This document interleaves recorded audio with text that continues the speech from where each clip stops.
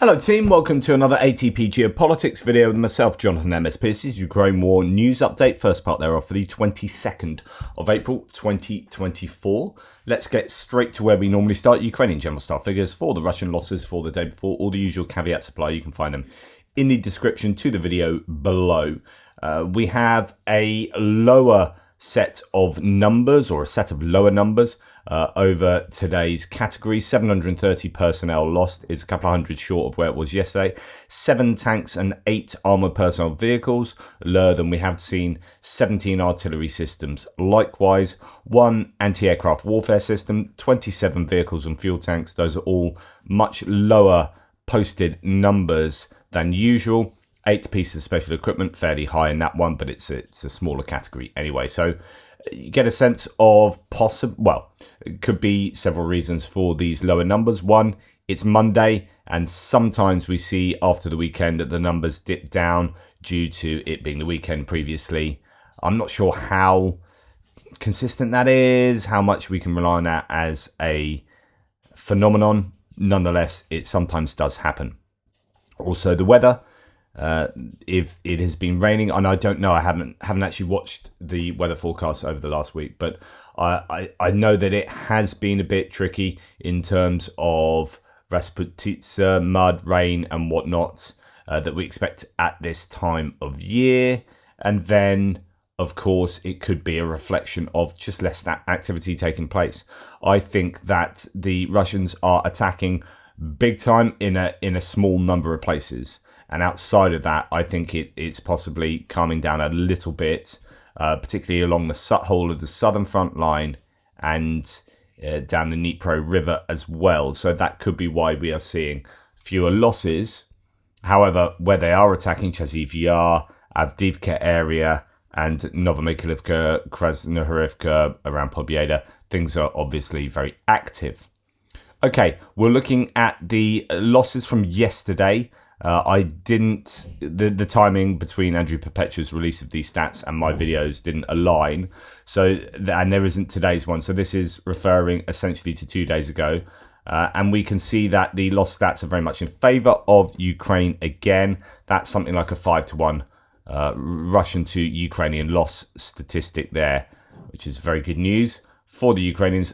But we do need to look at the value of the equipment loss. And actually, you can see here that a MiG-29 destroyed by an Iskander-M. I don't know if that's still part of the hit on the Aviatorska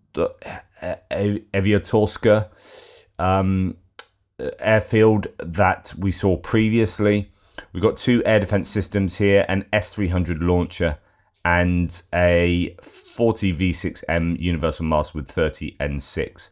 Taken out by Iskander-M and Kh-35 missiles. So that's high value equipment, as well as a Pelican radar, a 79K6 Pelican radar, also taken out by Iskander-M. So we have, some really high value stuff. These strikes, these distant strikes behind the lines on Ukrainian air bases are still happening. And it is something that the Ukrainians need to work on. It's not good news for looking at the F-16 provision to Ukraine. If they can hit air bases where F-16s are going to be active, then that is a massive challenge for the Ukrainians. People asking me on the threads, what's it looking like for F-16s coming in? I think this is a huge challenge for Ukraine because Russia has upped their ability to hit time-sensitive targets. They not only have half-decent reconnaissance drones active to sort of the 100 kilometers behind the front line. So that's going to take into account places like Mykolaiv and Dnipro, Zaporizhia city, those kind of places nearer the front lines. But they also have, I think, much better satellite imagery coming from China, and that's allowing them to use Iskanders and whatnot to take out targets. Although Iskander-Ms here were used nearer the front line in places like Dnipro. But yeah, I think going forward, that's going to be a big challenge for the Ukrainians. We've got a Leopard 2A6 damaged by a Lancet there, and a Bradley also minimal damage from a Lancet 2. So Lancets are still a real thorn in the side. Those targets taken out at that airbase I presume it's from there. That's not good news, and high value stuff that's going to probably, even though the ratio is very much in Ukraine's favour, it could well outstrip the Russian losses. Right, well, let's have a look. Russian losses: air defense, Strela 10, short-range air defense, not the biggest value air defense system, but still that's going to hurt them. Some electronic warfare taken out. Command and control taken out by Gimlers, guided multiple launch rockets, KSHMR 149, AKSH1s, who knows. In fact, I should go and look at that and give you a sense of what that is, so I might do that. Then 2 surveillance and comms towers taken out, 2 radar 9S32 M1 and Nebo U. They're going to be fairly high value. So there's a few bits of kit there that the Russians will rue losing. And then we have some normal artillery systems, including a multiple launch rocket piece. Then a number of different tanks, T-72s, T-80s, different variants thereof. Infantry fighting vehicles, fairly long list of those. BMP 1s and 2s, and other BTRs as well. A few armoured personnel carriers, some trucks, civilian vehicles, ATVs, four-wheelers and whatnot. So, yeah, there's a massive equipment, but there's some fairly high-value stuff that the Ukrainians have lost, which might counteract that huge list of Russian losses. Okay, so I've just done some off the hoof, or is it on the hoof? Who knows?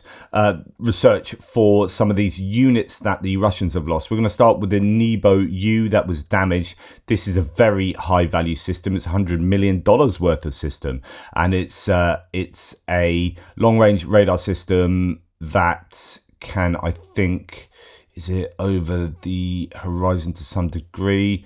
Range of up to 700 kilometers, can observe targets at altitudes of up to 74 kilometers. So the Nebo U system helped the occupiers detect Ukrainian means of strike and supported bombers attacking the Ukrainian border zone with CARB. So there's those guided glide bombs, that a very useful bit of kit to damage. I don't know the significance of the damage there. Then we have the 9S32 M1 radar that's been destroyed. Now this is part of the S300 system. As co-pilot, the Bing's AI system tells me. The radar system, also known as Grillpan, is a crucial component of the anti-ballistic missile complex, the S300V. So that is going to be fairly high value. It's fairly high value. Instrumental range of up to 250 kilometers, taking out these air defense capabilities by the Russians. And then we have these command and control vehicles that are also fairly high value as well. So these are them. So let's have a look. The signal units communication equipment is being upgraded under the rearmament program. Press office added. This is just a piece from 2019, so it's a good 5 years ago. So over the past 2 years, signal units have received both advanced and heavily upgraded military hardware. The talk is about the R149AKSH1, which is 2 of these have been taken out. Command vehicles. So these are going to be pretty high value pieces of kit. So although the Ukrainians did lose some very high value stuff themselves in terms of a launcher, their own radar system, and a plane, that is really high value. The Russian losses there are also pretty significant too. So a bit of an equalizer to some degree. There's a Russian P-18 radar that's been found somewhere in the Kherson region. This will be added, I would have thought, to previous losses because it doesn't look like this is particularly recent. You can tell by the growth around there. There are no scorch marks around the grass, so that's happened sometime previously. But yeah, that is a fairly high value bit of kit taken out. And then a Russian book system cooking off there, taken out by HIMARS. So the Russians are losing some fairly significant kit.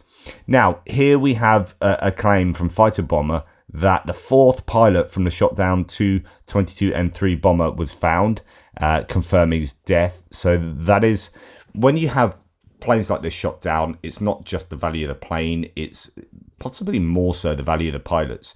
You can potentially replace a plane fairly easily if you have a stock of them, but actually trained and experienced pilots, it's going to be much more difficult to replace them once they are lost. So I was quite surprised that these have 4 crew members. They do indeed have a pilot, co-pilot, navigator, and a weapons systems officer. They're fairly large planes. They're fairly old planes, sort of 54 years in the making. 30th of August 1969 is when the first flight was recorded. They've been obviously upgraded and there are different variants, but that's the plane we're talking about, the 222M. And it's the M3 variant that is, here we go, M3 there that we're talking about in terms of the one that was lost recently. But yeah, 4 crew members, and it appears that all 4 of them have perished. But you can see that it is a much larger plane than you might have otherwise have thought, or certainly that was the case with myself. So all 4 pilots, I think, died in that. So sabotage deep inside Russia. Moving on to some Russia on fire incidents. Yesterday, April the 20th, an explosion was heard in Chapevsk, Samara region. A column of smoke was observed in Sarovo, Dachny, Tidovka, Bursol and Nagorny, northern outskirts of the city. According to our information, the situation occurred on the Gorky Tomilovo railway section. As local residents note, 10 minutes before the explosion, there was a lot of activity from the security services and police, and rare shots were heard. After a loud explosion, the quadcopter was lifted into the sky. After some time, fire trucks arrived at the Tomilovo station, and meanwhile, the police were interviewing witnesses. On March the 4th in Chapevsk, there was an explosion on the railway bridge, which is used by the military plant Polymer JSC. Explosive devices were also found on the railway itself. So it appears that there is certainly some sabotage activities taking place inside Russia. It's a place that's seen activity previously, probably wholly unrelated, but Tomilovo hosts an electrical cabinet factory which makes equipment for power plants. Also in February 2022, BTRs were spotted on the road just to the east of the town. So yeah, who knows? But nonetheless, there is a sabotage activity, it appears, and that's good for Ukraine. A fire broke out in an industrial building in Moscow region. That spread to 1,200 square meters, or at least it had last night. Russian emergency services were working on that. Causes unknown at the moment, or at least as far as I understand. So it's a production building on fire in Orakovo, Zayevo near Moscow. So that looks pretty hot there, but it's not only there. Overnight, 2 large fires broke out in Russia, a fire totaling 1,200, as we saw there, square meters. A second fire broke out at a service station in Moscow district of St. Petersburg. So some careless smoking taking place inside Russia. And then, goodness me, this is a fairly significant fire. That is from this morning. Voronezh, Russia. A huge fire engulfed the Elmash plant, the manufacturer of electric motors, electric generators, transformers, fans, hydraulic and pneumatic power equipment, electrical distribution and control equipment. So this looks fairly significant, and I guess might well be connected to the war, but you never can tell. Is it careless smoker or is it sabotage taking place? Yeah, so that's been reported quite widely. Now moving on to distance strikes. Fairly quiet night for both sides. Overnight air defense shot down 5 of 7 Shahed drones and 1 reconnaissance drone. So not a hugely problematic night for the Ukrainian air defences. Another aerial bomb fired by Russia has landed inside Russia. I could have reported on a number of these this week. That seems to have been a bit of a difficult week for the Russians dropping on their own territory. Austria has now recorded over 20 such instances in March and April alone. The latest was found in the border village of Stadnikov in Belgorod. It's been safely destroyed now, but that has happened again.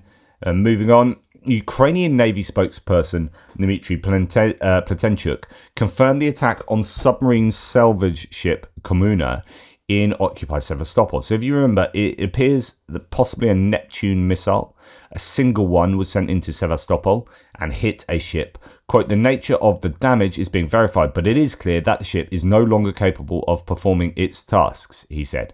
People are wondering about what was going on here and why this ship. So anyway, PS01 says, we confirm Komuna, a blow was struck by the forces of the Navy, Ukrainian Navy, successful work of the Navy. And the question is, well, if they can hit with a Neptune missile into Sevastopol, can they hit into Novorossiysk, where most of the Black Sea Fleet is now hiding? This is an interesting looking ship. The question is, why take out a ship like this? Why not a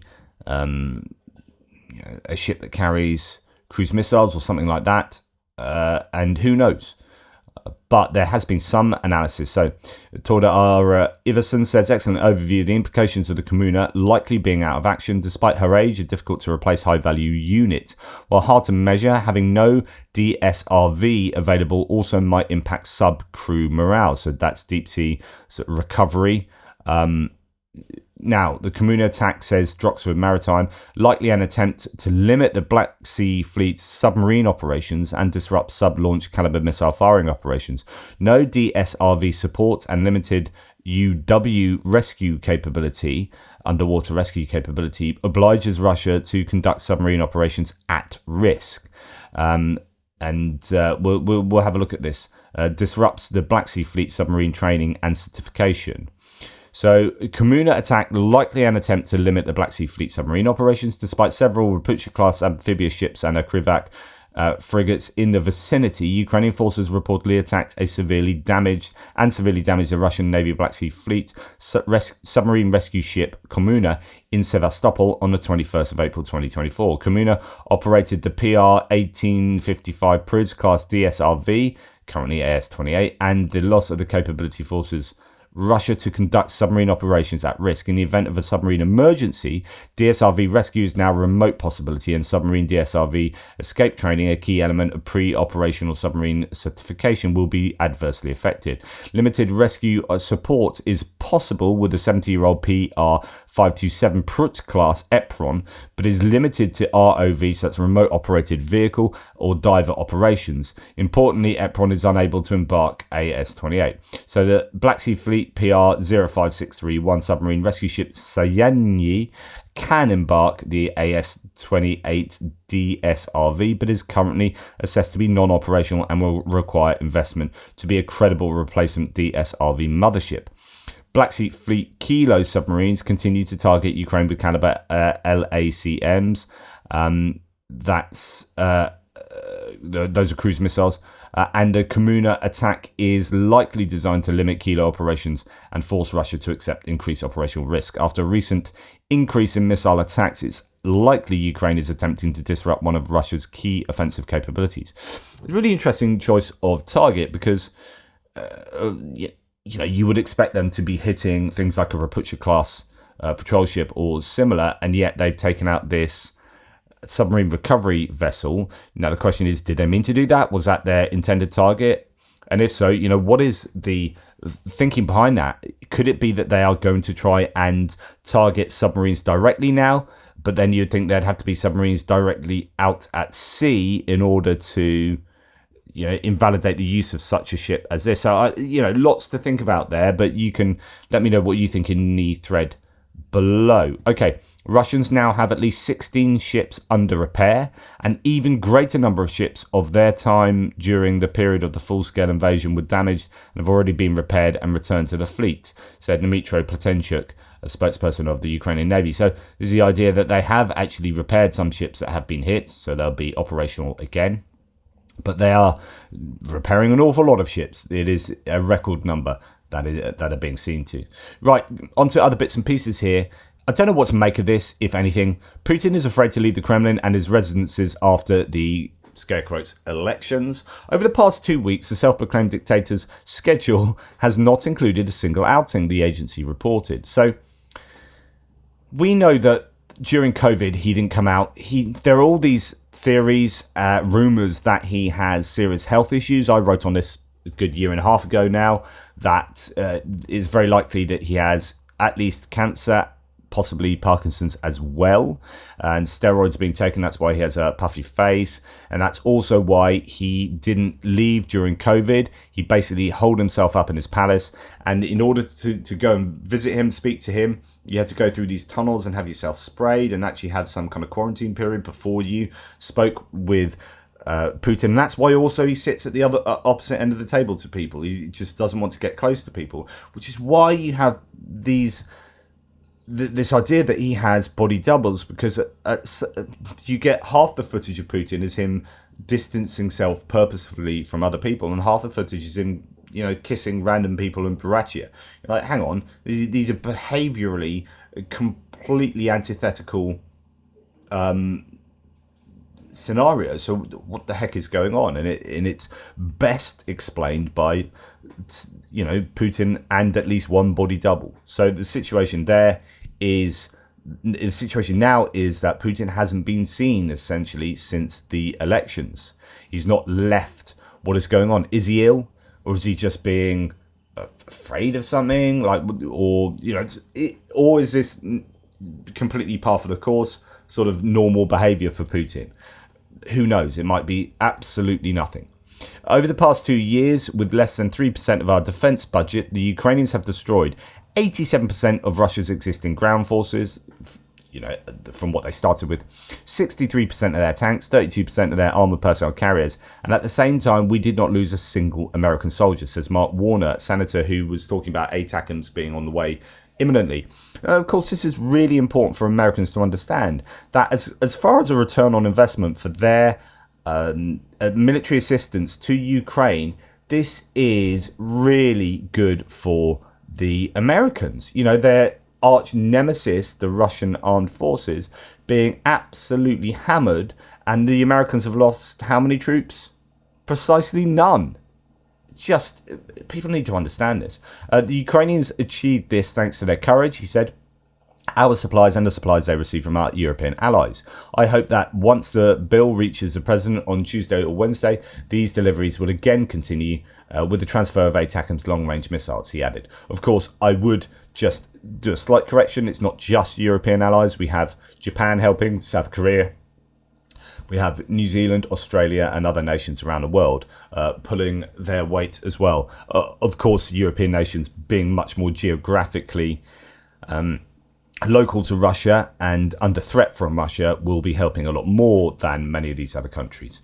Okay, Ukraine will face a difficult situation from mid-May, says Budanov. Interesting. He seems to be all over the place with his messaging. Quote, but it's not catastrophic. This also needs to be understood. Armageddon will not take place, as many are now starting to say, but there will be problems from the middle of May. Oh, I wonder what the rationale for this is. So this is from originally an interview, I think, with the BBC. Yeah, Ukraine is about to face a difficult but not catastrophic situation on the front line in the near future, according to Budanov in an interview with the BBC. A difficult situation awaits us in the near future. There will be no Armageddon, as many are saying. Okay, I don't know. Does this indicate that Russia are expected definitely to attack in that time period? That they are maybe stockpiling weapons and equipment and troops ready for that? Is that realistic theory? Or is this kind of playing around with the narrative so that, in case something bad does happen, it has been sort of predicted, but if something good happens, then, you are under-promising, over-delivering. Is that the kind of scenario we have here from Budanov? I don't know. But that's what he said. Anyway, thanks for watching. Please like, subscribe and share. Really appreciate all of your support. Take care. I'll speak to you soon.